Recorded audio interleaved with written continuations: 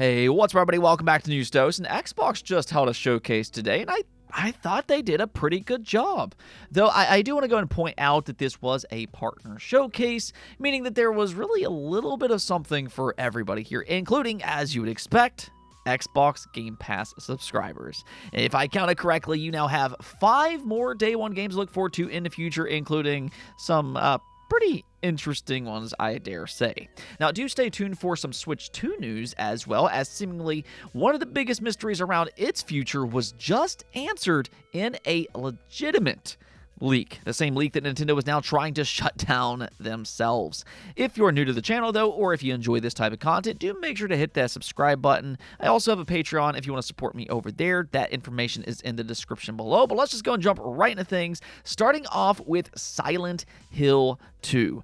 You know, this is a remake for one of the most beloved horror games of all time, and it's inspired countless games after it. So obviously there's been a big build-up for its remake, and despite there being certain concerns about Bloober Team as the studio to carry its mantle and some of their creative choices, it's still gotten off to a fast start. Obviously, it's reviewing very well on Metacritic with an 86 overall score, and now to add to that, Konami just revealed that it's already sold 1 million units as of October 11th.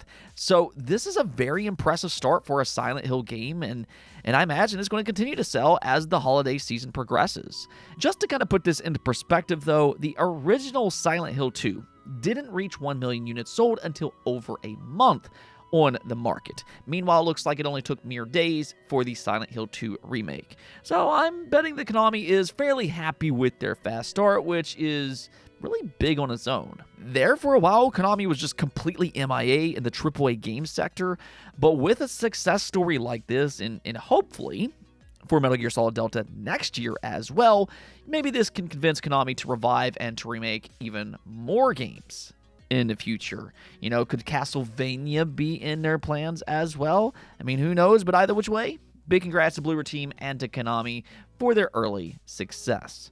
Now, actually, speaking of Silent Hill 2, it is a timed console exclusive for the PlayStation 5. By all indication, they will have it locked down for PC and for the PS5 for at least 1 full year. So if you don't already own a PlayStation 5, and if you're interested, maybe for Silent Hill 2, or maybe for just something else, well, you're in luck this holiday, because based on a new leak, Sony will have a very enticing offer this November. This is according to Bilbo Kuhn over on D-Labs, which is one of the golden standards for inside information. So there's a high chance that this will be correct, and according to him, Sony is set to release 2 new PlayStation 5 Fortnite bundles to coincide with Black Friday week. One for a digital model, and then one for the disc version. Now, Fortnite is a free-to-play game, so, at first this doesn't seem fantastic, but, it will include some free skins and V-Bucks if you're interested in that type of stuff. But I'd say the more interesting part about all of this is that for the first 2 weeks, starting on November 22nd, Sony allegedly will be selling this bundle for $75 off. That means that you'll be able to get the physical version for $425 and the digital version for $375. So, even if you don't like Fortnite, its price alone does make it an enticing option for anybody who's interested in a PlayStation 5 this holiday. I mean, for that matter, Fortnite is still massive among the younger audience, and a lot of people are still on the PlayStation 4, so, this could prove to be a very popular option this holiday. Okay, so let's go and get into the Xbox Partner Showcase, because there's actually a lot to go over here. This is the 3rd time they've held a partner showcase within just the last 12 months, and honestly, they've all been pretty strong in my opinion, and today was no different. I'll go ahead and include a screenshot here that displays every game that was revealed, and at first, there's probably a lot of games here that you don't recognize, and that's because they revealed a lot of new IP. So what I'm going to do is I'm going to highlight some of the more interesting new IP in just a moment.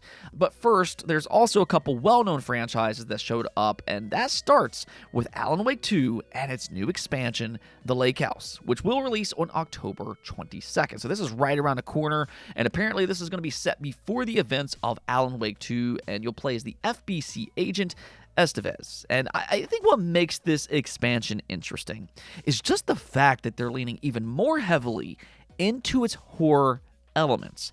I thought that was something that they did very well in the base game because Remedy combined just this really tense atmosphere, very spooky stuff, with just over-the-top creative game design. And now they have a chance to ramp that up even more in the expansion. So if you like horror games, and if you like Remedy's universe, including Control, because there is a connection between Control and Alan Wake, then again, the Lake House expansion will be out next week on October 22nd. Now, something that I'm very excited about personally is Like a Dragon Pirate Yakuza in Hawaii. As a lot of you all are probably aware, I love the Yakuza franchise, and I'm very intrigued by this new take on the series. It's certainly something that I wasn't expecting, but you know what? The more I see of this game, the more excited I get. It looks like a lot of fun. I like this setting. I like that it's something different. And hey, it's even got naval battles, which is something that they showed off today. The big surprise here, though, was that apparently its development has gone so smooth that they went ahead and moved its release date up by 1 week, and now it'll be out on February 21st of 2025. I'm used to telling you all about delays, but in this case, we're going to talk about something moving up for a change, which is really nice to hear. Then Subnautica 2 also got an announcement, and this is a big-time reveal for them. The first game is incredibly popular, and even though they're not showing its gameplay just yet, it will, however, be out in 2025, which includes a day one Xbox Game Pass release.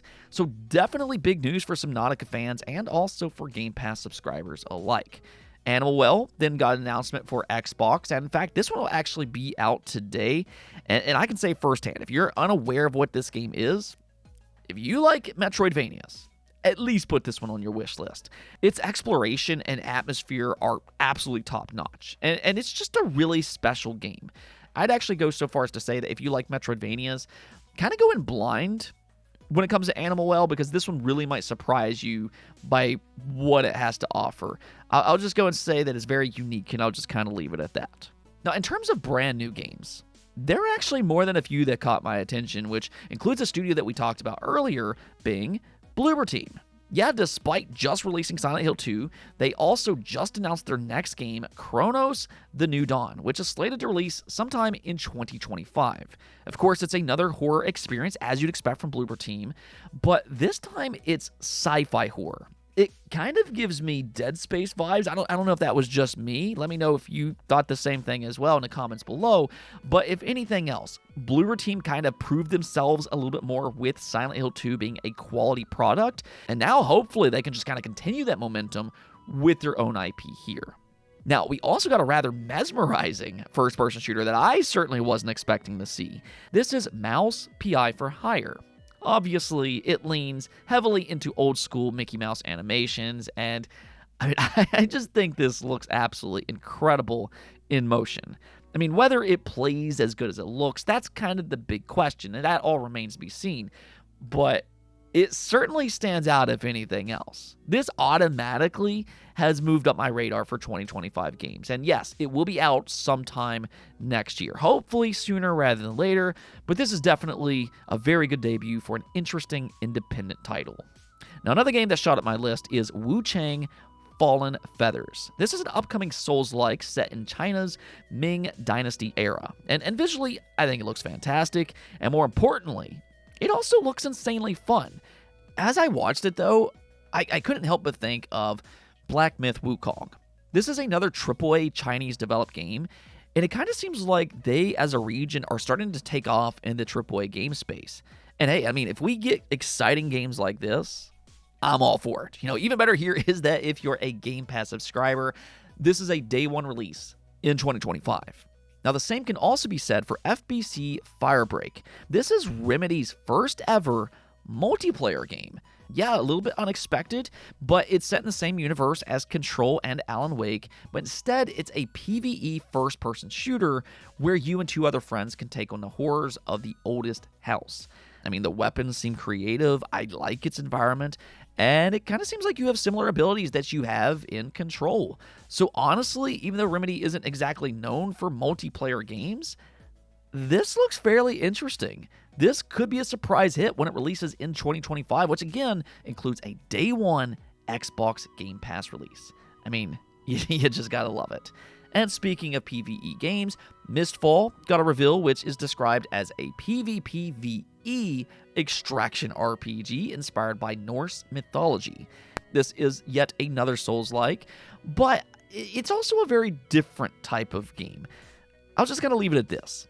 I'm hesitant when I hear about games like this, but I'm also optimistic based on what they showed. I think it looks fun, and it will be out in 2025. Now, the last game that I want to talk about here, though, is Blindfire. This is another game that I'm not necessarily 100% sold on just yet, but again, I'm optimistic about it. It's a multiplayer first-person shooter that plays off of light and shadows. I mean, it seems like a unique idea on paper, and the visuals, they do look good.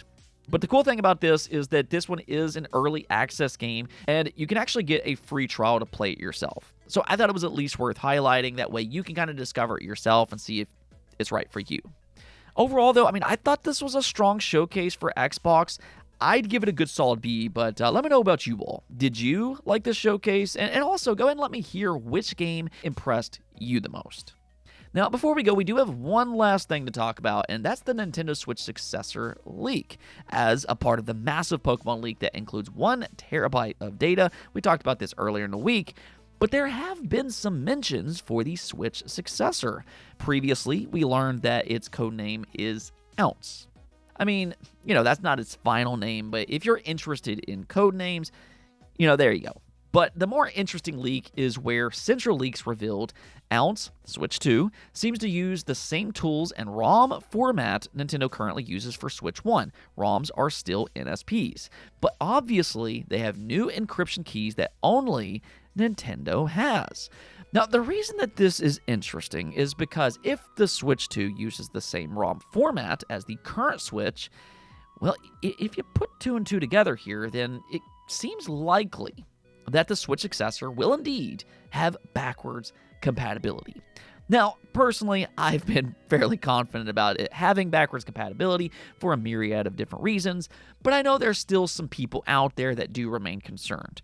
So I think at the very least, this is a welcome finding for those that are a little bit worried about this.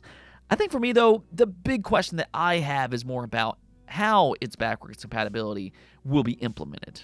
I mean, is this just going to be a straightforward solution? You just pop the game in and it works as is? Or is there a chance that we could see upgrades like DLSS implementation for existing titles? Because, I mean, the Switch has an amazing catalog of games that could use some upgrades. I mean, just think about that. Upgrades for games like Zelda Breath of the Wild, Xenoblade 2, Xenoblade 3, maybe even for Pokemon Scarlet Violet. I think it would be a smart move by Nintendo if they can somehow pull it off. But for the time being, this is just another good sign that the Switch successor will indeed have backwards compatibility. Anyways, though, that's going to be it for this episode, but until next time, subscribe and peace out.